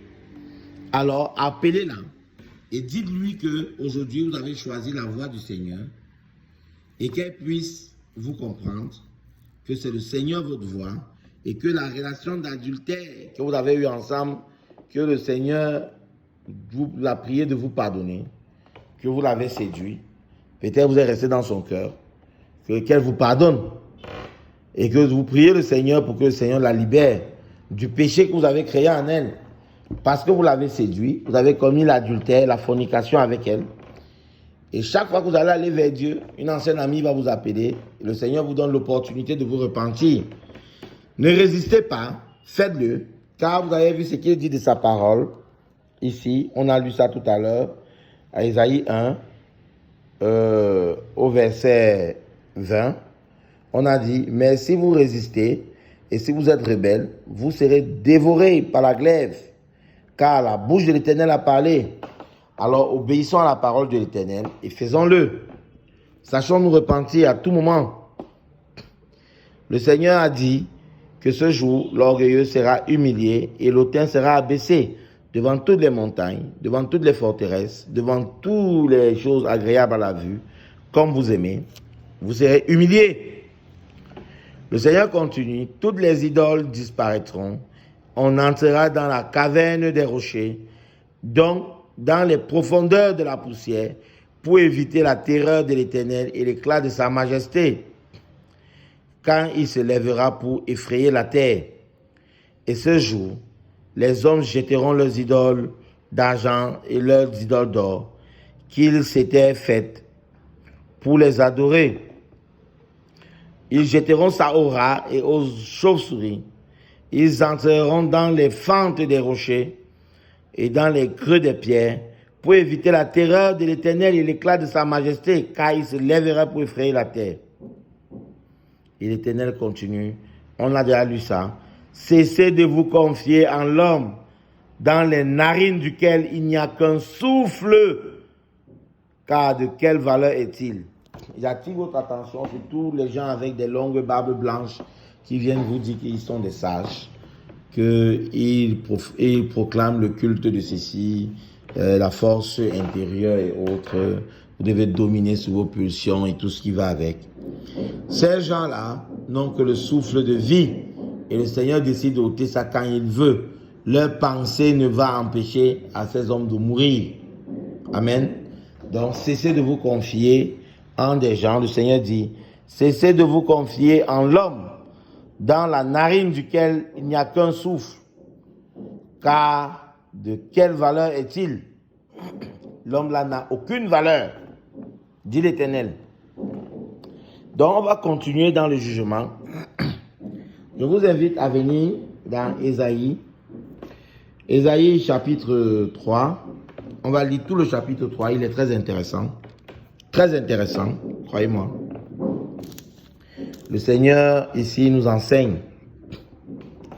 Le Seigneur éternel des armées va ôter de Jérusalem et de Juda tout appui et toute source, toute ressource de pain et toute ressource d'eau. Je crois qu'ici le contexte est donné. Le Seigneur va ôter toute source de pain et toute ressource d'eau. Tout appui. Ça veut dire que vous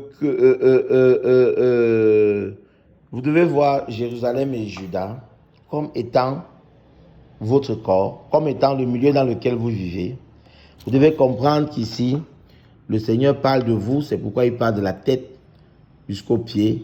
Il parle des blessures, non pensées, non bandées, même pas oint d'huile.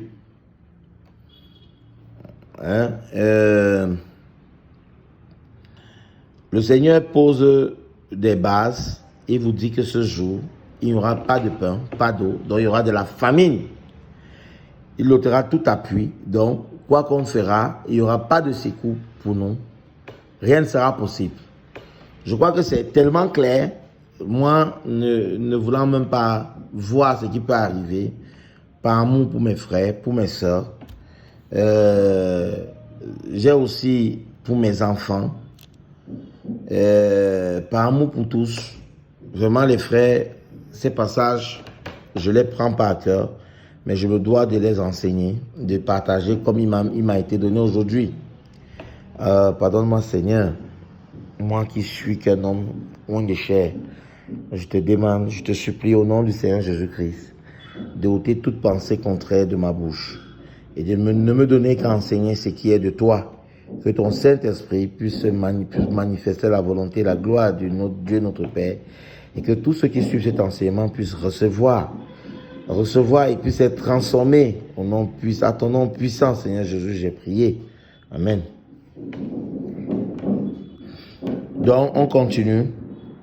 Le Seigneur nous informe ici que le héros et l'homme de guerre, le juge, le prophète, le devin et l'ancien. Ça dit pourquoi on les cite. On cite tout ce que nous avons élevé, que nous mettons des grands, les devins. Voilà, vous comprenez? Des gens qu'on prend pour des immortels, les idoles qu'on a fabriquées, les footballeurs. Tous les jours, quand un footballeur meurt, on dit que, hey, tel est mort. Un président meurt, oh, tel est mort. C'est comme s'il n'avait pas le droit de mourir. On avait fait des immortels dans nos têtes. On les avait idolâtrés. Alors maintenant, essayons de nous repentir. Repentons-nous devant la face du Seigneur. Le Seigneur précise maintenant, verset 3, le chef de 50, le magistrat, le conseiller. Là-bas, à l'époque, il y avait des chefs de 50 en 50. Souvenez-vous comment est-ce que Moïse avait organisé le peuple. Il avait mis des chefs de 50 en 50. Je crois que vous comprenez d'où ça vient. Pour essayer de mieux diriger son peuple. Il avait nommé des chefs, des groupes de 50 en 50. C'est pourquoi on dit ici le chef de 50. Ça peut être un peu perçu comme ici les chefs de quartier que nous avons. Les chefs de 50 en 50, le magistrat, le conseiller, l'artisan distingué, l'habile enchanteur, L'artisan distingué ici représente un peu les artistes, représente les footballeurs, représente les gens qui ont de l'art, un talent, représente les peintres et tous ceux qui sont distingués, tous ceux qu'on idolâtrie. Et vous voyez, après il parle de l'habile enchanteur. L'habile enchanteur, c'est comme un peu Simon. L'habile enchanteur, c'est des menteurs, ceux qui viennent vous enseigner de fausses doctrines. Ce sont l'habile enchanteur, ceux qui vous trompent, les marabouts, qui vous font croire qu'ils vous soignent, alors qu'ils vous remplissent de démons, alors que par séduction, ils soignent la maladie, mais par perversion, ils en remplissent beaucoup d'autres. Vous ne constatez seulement que lorsque tous les jours, vous allez d'un à un autre, on dit il faut vous laver. Vous avez l'impression que le laver que vous avez eu chez le précédent, vous avez encore sali. Vous allez encore ailleurs, on dit non, vous devez être lavé. Vous allez répondre, le traitement que vous avez fait n'a pas marché. Vraiment, il faut recommencer. Et vous allez de jour en jour en train de faire les mêmes bêtises.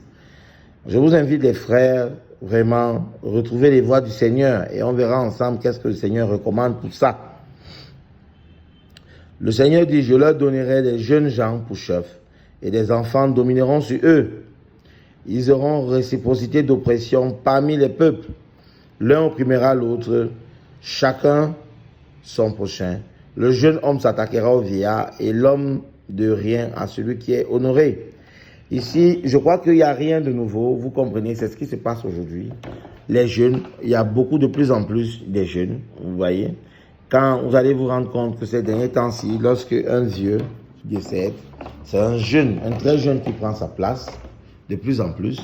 Vous verrez que dans le monde de l'art, ce sont des très très jeunes qui vont commencer à briller. Vous verrez que les anciens stars vont commencer à disparaître. Et ce sera des jeunes qui vont conduire la destinée de la perversion de beaucoup. Vous verrez que dans les réseaux sociaux, les influenceurs sont de plus en plus très jeunes. Ce sont des enfants qui nous amènent dans leur délit. Et vous verrez que les grands-mères aujourd'hui, vous voyez une grand-mère qui s'habille en collant, elle va au marché. C'est pas de son époque. C'est pas du tout de son époque. À son époque, on ne s'habillait pas en collant pour aller au marché. On ne montrait pas sa nudité. Elle va porter le collant. Mais comme elle ne supporte pas porter et montrer tout ça, elle va mettre un dessus. Un dessus qui va cacher quand même ses fesses parce que malgré qu'elle veut être swag, elle ne peut pas supporter se voir ainsi. Donc les enseignements des jeunes vont continuer. Vous allez voir dans beaucoup de familles de par le monde, des grands-mères qui sont avec des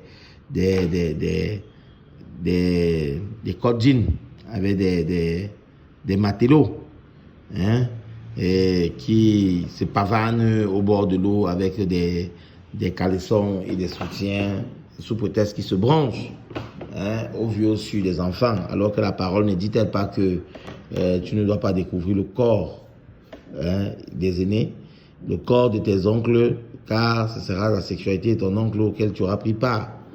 Comment est-ce que si dans le livre, le saint livre de Dieu, l'Éternel parle, que ce soit dans l'Ancien ou le Nouveau Testament, on voit que tous ceux qui ont eu à le faire ont été maudits. Regardons par exemple les fils de Lot qui ont été maudits, n'est-ce pas? Vous verrez que le commandement est bien donné dans le livre de Nombre. Si je ne me trompe pas, dans le livre de Nombre, le Seigneur enseigne par rapport au corps de sa mère, de sa soeur, de son père, de ses oncles, de ses tantes et tout ce qui va avec. Mais vous allez à la plage, vous avez des gens en caleçon et soutien qui sont là pour se pavaner parce que au prétexte qu'ils se branchent. Ok? Vous allez me dire que je suis très dur dans ce que je dis, mais vraiment ça sort, comme on dit, ça sort comme ça sort. Le Seigneur me met à cœur de vous enseigner et je vous prie que son Esprit Saint fasse en sorte que vous puissiez recevoir. Parce que n'attendez pas de moi de m'excuser, non, j'enseigne avec force, car le Seigneur me le demande et m'indique quand je lis, ce qui vient dans ma tête n'est pas ce que j'ai pensé une seule seconde avant, mais ça vient dans ma tête au fur et à mesure. Ce n'est pas donc de moi, je suis en train de parler uniquement, c'est pourquoi vous ne verrez pas ma face, pour la gloire du Seigneur. Ok? Je ne l'ai jamais fait autrefois et je bénis le Seigneur de m'utiliser comme son instrument. On dit il y a réciprocité d'oppression, les vieux vont frapper sur les jeunes. Et vous comprenez ici ce qui se passe aujourd'hui. Les jeunes manquent beaucoup de respect aux aînés, il n'y a plus d'ordre, ça sera de la cacophonie, c'est ce qui est en train de se produire aujourd'hui. Les enfants font ce qu'ils veulent et on ne peut rien leur dire, on reste plus l'ancien. Et le Seigneur attire notre attention, il dit, on ira jusqu'à saisir son frère dans la maison paternelle. Il faut que ce soit bien clair. On ira jusqu'à saisir son frère dans la maison paternelle. Tu as un habit, sois notre chef, prends ses ruines sous la main. Le Seigneur, si vous voyez ici dans cette phrase, elle passe comme si c'était de rien. Le Seigneur appelle le peuple la ruine. La ruine, donc tout est déjà détruit. C'est les déchets. C'est désormais des déchets. Et on va saisir le frère qui a au moins un habit. Ça veut dire que les gens ne seront même plus vêtus.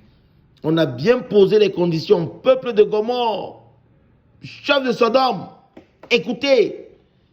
Donc les gens seront nus, comme ce qu'on voit là dehors. Les gens ne veulent plus s'habiller. Si un habit cache tout, on ouvre les 3 premiers boutons pour qu'on voie les seins. Les hommes ouvrent les premiers boutons pour qu'on voit le poil de la poitrine. Voilà comment on veut s'habiller aujourd'hui. Voilà, c'est ça la référence. Une culotte ou un pantalon qu'on a baissé pour montrer la marque de son caleçon. Voilà comment on veut s'habiller. On dit bien, tu as un habit, donc lui, celui dont on parle, a au moins un habit. On dit, sois notre chef, prends ses ruines sous ta main. Prends ses ruines sous ta main. Hein? Et suivez ce qu'il va dire. Suivez comment il va réagir. Le frère qui a été choisi, il sera choisi pour chef. Ce jour-là même, il faut que ce soit clair, ce jour-là même, il répondra, je ne saurais être un médecin, et dans ma maison, il n'y a ni pain, ni vêtements. Ne m'établissez pas pour chef du peuple. Le Seigneur est en train de nous montrer ici que ce jour-là, il y aura beaucoup de maladies. Les gens seront en train de mourir de maladies. Vous ne voyez pas ça. Il dit, bien, je ne saurais être un médecin. Ça veut dire que le peuple qui est en ruine, le Seigneur l'a dit plus haut, hein, dans Ésaïe 2, il a été bien dit que, c'est dans Ésaïe 4, 25, que les cadavres vont tomber comme des balayures au milieu des rues. Et on est en train de voir ici que dans le même peuple, le chef a refusé en disant qu'il n'est pas médecin parce qu'il y aura tellement de morts. Ceux dont on assiste maintenant. Les médecins d'hommes pleins de diplômes qui sont là sur terre et qui se proclament être des grands chirurgiens et tout, qui se tapent la poitrine, voilà, ils ne sauront plus quoi faire. Et là, le Seigneur nous dit, lui-même, il va dire qu'il n'est pas médecin. Il y aura de la famine, il n'aura ni pain ni d'eau pour les nourrir. Et il va renoncer parce qu'il n'a pas ce qu'il faut pour prendre cette ruine que le Seigneur aura laissée. Il n'aura non plus de vêtements. Maintenant, le Seigneur continue en disant, Jérusalem chancelle, Juda s'écroule parce que leurs paroles et leurs œuvres sont contre l'Éternel, bravant les regards de sa majesté. Aha! Leurs paroles et leurs œuvres sont contre l'Éternel et ils bravent les regards de sa majesté. Vous pouvez imaginer, les gens enseignent ce qu'ils veulent. Oh, les jours sont courts, mon frère, il faut vivre ta vie. Oh, toi, tu parles de quoi? Toi, tu as reçu le ciel. Oh, mon ami, n'est pas te voilà l'autre jour, je t'ai vu avec une fille. Qu'est-ce que tu viens me raconter? C'est souillant de savoir qu'on est impur et qu'on parle de Dieu. Mais c'est une grâce de se repentir et de rechercher à se transformer et à suivre le Seigneur et de se laver de tout ce qui est impur. Mes frères, ne croyez pas que ceux qui vous enseignent sont justes. Mais rassurez-vous que ceux qui vous enseignent sont bien et qu'ils recherchent eux-mêmes à être sanctifiés d'abord. Pas à ce que vous soyez sanctifiés sans qu'eux ne le soient. Parce que qu'est-ce qui me resterait si j'ai perdu les cieux? Non, Seigneur, je te le dis aujourd'hui, parce que tu es mon Dieu. Je proclame ta parole et je renonce au péché, mais pas pour renoncer, pour te suivre. Alors Père, au Père des miracles, fortifie-moi par ton esprit consolateur, afin que je puisse perdurer dans les voies que tu enseignes, pour la gloire de toi, Dieu notre Père, et fais-le pour de nombreux enfants qui constitueront la fille de Sion. Au nom de Jésus-Christ, j'ai prié. Amen. Continuons. Verset 9. L'aspect de leur visage témoigne contre eux. Et comme Sodome, ils publient leurs crimes sans dissimuler. Malheur à leurs âmes, car ils se préparent des maux.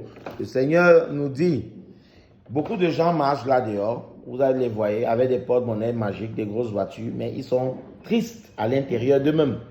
Ils montrent, ils fument, ils filment, ils boivent, ils filment, ils dansent, ils filment, ils se font des ongles longs, ils filment, ils se mettent des cheveux, de faux cheveux sur la tête, ils se filment, et ils passent le temps à montrer les verres de champagne qu'ils consomment, ils filment.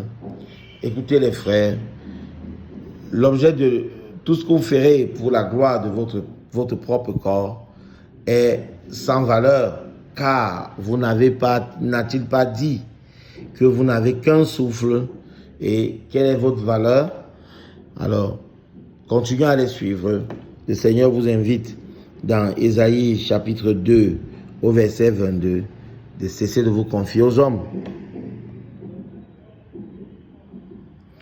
Le Seigneur dit, dites que le juste prospérera et il jouira du fruit de ses œuvres. Voilà, le Seigneur nous annonce quelque chose. Ça, c'est le témoignage de ses promesses. On va revenir, mais on va lire ça quand même. Malheur aux méchants, il sera donc dans l'infortune, car il recueillera le produit de ses mains. Ce dont tu as cru au produit de tes mains, c'est ce que tu vas avoir comme cueillette. Mon peuple aura pour oppresseur les enfants et les femmes domineront sur lui. Vous avez vu ce qui se passe aujourd'hui. Les femmes sont très agitées. Elles décident de ce qu'elles veulent. Et on voit des hommes être traînés. L'autorité de l'homme est bafouée. Lui qui aurait reçu la parole. Alors on est plongé dans un peuple de séduction, comme Ève l'a fait avec Adam. Aujourd'hui, on agit d'après les recommandations de sa femme. On doit faire plaisir à sa femme. Mon peuple, ceux qui te conduisent t'égarent et ils corrompent la voie dans laquelle tu marches. Amen. L'Éternel se présente pour plaider. Il est debout pour juger le peuple. L'Éternel entre en jugement avec les anciens de son peuple et avec ses chefs. Vous avez brouté la vigne. La dépouille du pauvre est dans vos mains et dans vos maisons. Le Seigneur est en train de présenter ici que la dépouille du pauvre est dans nos maisons. Est dans nos maisons. Et on a brouté toute la vigne et que les chefs sont tous corrompus. Et ils se lèvent pour le jugement. Je crois que rien n'a à redire. Vous comprenez très bien. De quel droit foulez-vous mon peuple et écrasez-vous la face des pauvres, dit le Seigneur d'Éternel des armées. Alors le Seigneur est en train ici de désormais avertir le peuple de son jugement. L'Éternel dit, parce que les filles de Sion sont orgueilleuses et qu'elles marchent le cou tendu et les regards effrontés, parce qu'elles vont à petits pas et qu'elles font résonner les boucles de leurs pieds. Ah, elles vont à petits pas, elles font résonner les boucles de leurs pieds. Et le cou tendu, plein d'orgueil. Je crois que vous reconnaîtrez. Le Seigneur dit, je rendrai chauve le sommet de leur tête. Donc lisons, le Seigneur rendra chauve le sommet de la tête des filles de Sion. L'Éternel découvrira leur nudité. Ce jour, le Seigneur ôtera les boucles qui servent d'ornement de leurs pieds et les filles de Sion et les filles... Non, sorry. En ce jour, le Seigneur ôtera les boucles qui servent d'ornement à leurs pieds et les filets et les croissants. Bon, bien aimé, il y a quelque chose de splendide ici. Le Seigneur dit, à cause des orgueils de leurs filles, je découvrirai leur nudité. Il est important de savoir que la nudité, le corps de la femme doit être protégé parce que le corps de la femme est l'objet même de sa gloire. Les cheveux de la femme font l'objet de sa gloire. Le corps de la femme n'est que vu par son mari et par personne d'autre. Donc, la femme dont le corps est découvert, c'est une femme qui est accusée de prostitution. C'est une femme qui est prostituée. Vous voyez ici que le Seigneur est en train de leur montrer. Certaines femmes ont l'impression qu'elles sont prostituées parce qu'elles veulent. C'est le Seigneur qui vous rend prostituée. D'autres ont la tête chauve. J'en vois tous les jours. Amen. Oh là là, qu'est-ce que c'est vrai. Le Seigneur continue et dit, le Seigneur ôtera les boucles servant d'ornement à leurs pieds. Vous connaissez, vous appelez ça les chaînettes de pied. Voilà. D'ornement de leurs pieds. Les filets et les croissants. Les pendants d'oreilles. Les bracelets et les voiles. Le Seigneur ôtera même le voile. Or, vous savez que les voiles étaient utilisés pour la gloire de la femme. Parce que, pour la gloire de Dieu, pardon. Parce que la femme couvre sa gloire. La femme couvrait déjà son corps automatiquement, qui était la gloire de son mari. Mais devant Dieu, la femme devait couvrir ses cheveux aussi, parce que ses cheveux restaient la gloire de celle dont de l'autorité auquel elle dépendait, donc de son mari. Le Seigneur ne veut pas voir ses cheveux. Et le Seigneur, ou alors si elle n'est pas mariée, de la gloire de son seul mari qui est Jésus-Christ, elle devait fermer ses cheveux, elle doit fermer ses cheveux, afin que les anges, la Bible dit, pour les anges doivent reconnaître qu'elle est sous l'autorité de soit son mari, soit le Seigneur Jésus-Christ. Et alors, la Bible dit ici que leur voile sera ôté. Et c'est le Seigneur lui-même qui dit qu'il le fera.